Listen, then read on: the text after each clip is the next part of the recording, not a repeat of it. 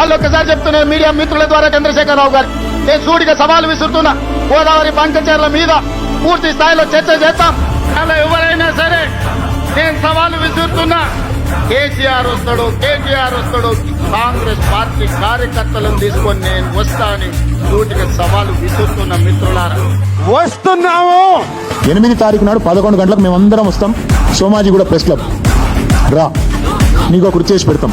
నీ కార్యకర్తలతో సహా వస్తావా, నీ ఎమ్మెల్యేలతో సహా వస్తావా, వాళ్ళు ఎంతమంది వస్తారో చెప్తే వాళ్ళకు కూడా ఇంతజాం చేస్తాం. చాయ్ బిస్కెట్ కూడా మా సోమాజిగూడ ప్రెస్ సోదరులను అడిగి అది కూడా ఏర్పాటు చేస్తాం.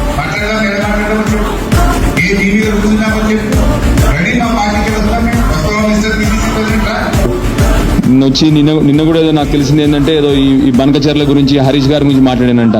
నీకు బనకచర్ల స్పెల్లింగ్ కూడా తెలియదు, నీకు తెలియదు, నీకు ఏం తెలుసు అని చెప్పి నీకు మాట్లాడుతున్నావు బనకచర్ల గురించి.